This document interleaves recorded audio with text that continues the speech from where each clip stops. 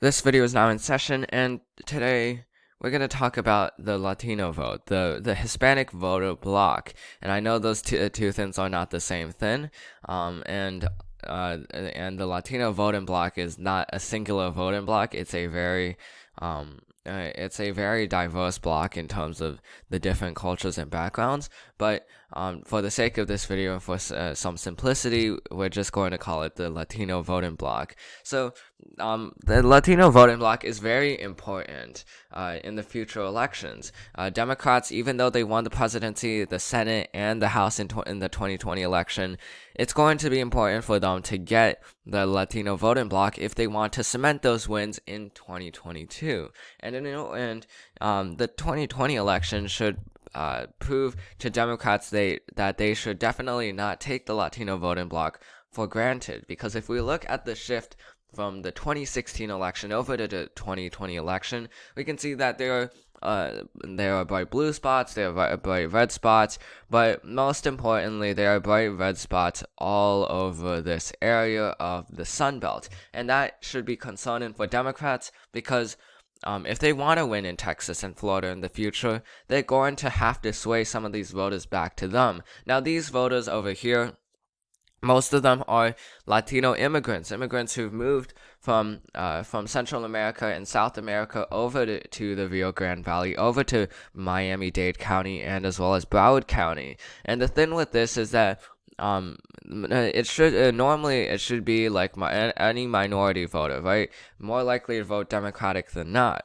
But ultimately, the difference here is that is the lives of the Latino voters along the Rio Grande Valley. First, a lot of these people, a lot of Latinos in the Rio Grande Valley work for the Immigrations and Customs Enforcement, and they might also work for petrol jobs, for oil jobs, that is very heavily, there's a very heavy economy for that in the western Texas region over here, and you can see that area has a lot of Latino immigrants, but is also very Republican, and that is the problem for Democrats, because those two things are things that Democrats detest. They detest oil, and they detest they detest the ICE. So effectively, they're alienating much of those voters.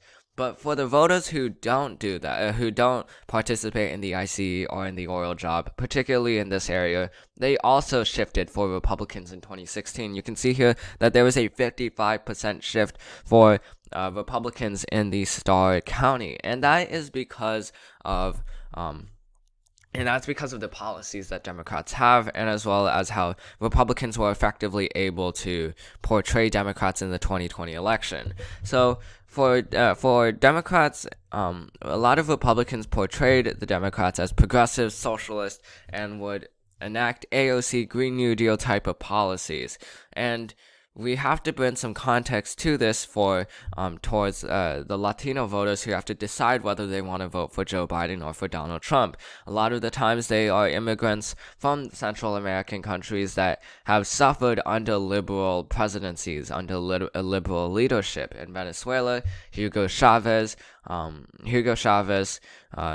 effectively tore Venezuela in half and caused hyperinflation in Venezuela, and that's why a lot of Venezuelans have had to move over to Texas and to Florida. So if they're hearing about Joe Biden as a socialist president, then they are reminded of Hugo Chavez, and that obviously is not appealing to them. So they're going to vote for Donald Trump, and they're going to vote Republican.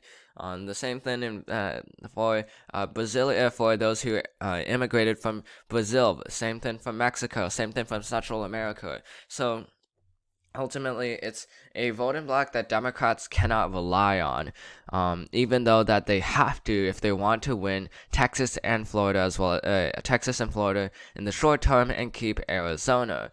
And now, is there a way for Democrats to circumvent this?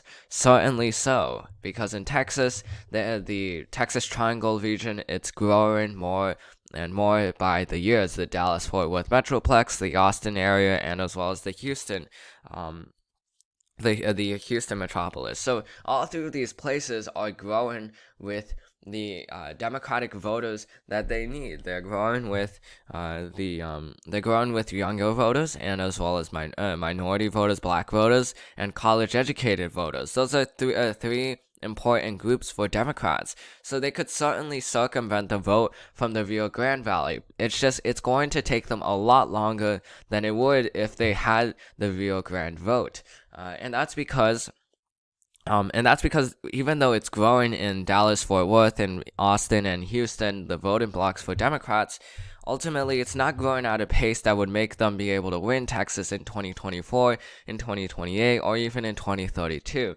Combine that with the voting laws that Texas Republicans are trying to implement in order to stymie Democratic votes in Dallas, Fort Worth, in Austin, San Antonio, and in Houston, and ultimately it'll just take longer and longer for Democrats to win in Texas.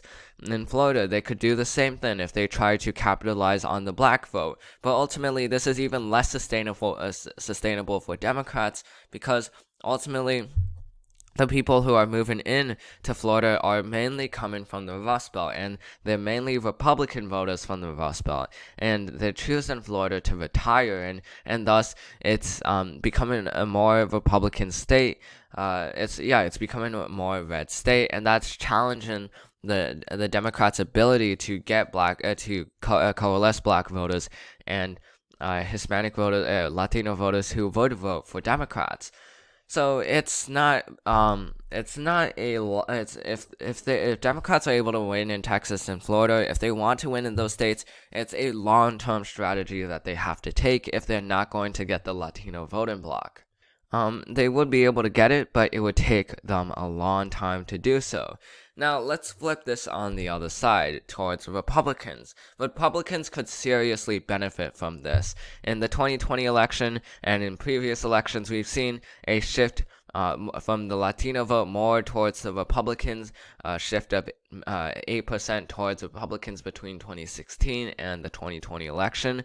And that's important because Republicans desperately need a minority voter group. Currently, their coalition is white uneducated voters as well as blue-collar workers. Those two groups are not enough to sustain the Republican Party in the future, especially as both of those voter groups are decreasing in percentage in comparison to minority voter groups.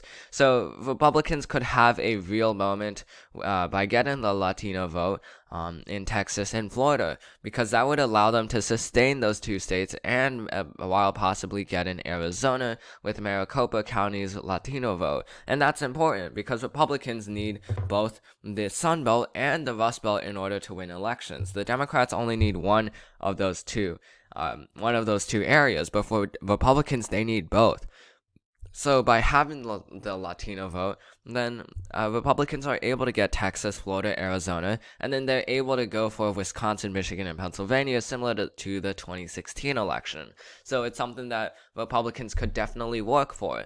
The question is, do they really want to do that, though? Because by taking on the Latino voter group, Republicans will have to do a juggling act with their own coalition, because their own coalition of white uneducated workers, many of them don't want Latino Americans to be in their party. Many of them don't want to bring those voters simply partly because of racist motivations, but also because they want the Republican Party to be the party of whites. So ultimately, it's something that Republicans could try to capitalize on, the Latino vote, but ultimately we'll just have to see if the current Republican Party approves of that.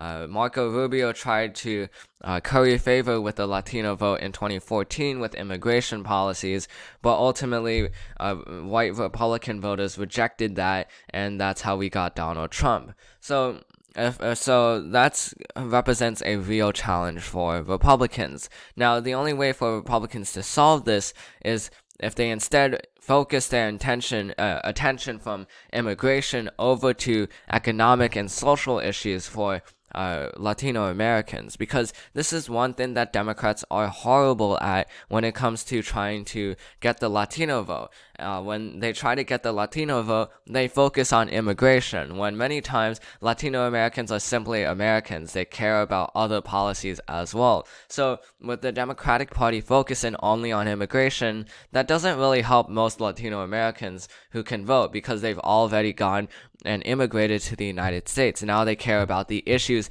that are happening in the US. So if Republicans can capitalize on that, then they could try to they can try to convince white voters in the Republican Party that it's not necessary that not all Latinos care about immigration, and that would allow the Republican Party to be able to get the Latino voting bloc, and that would allow them to then win in future elections. But it's all fluid.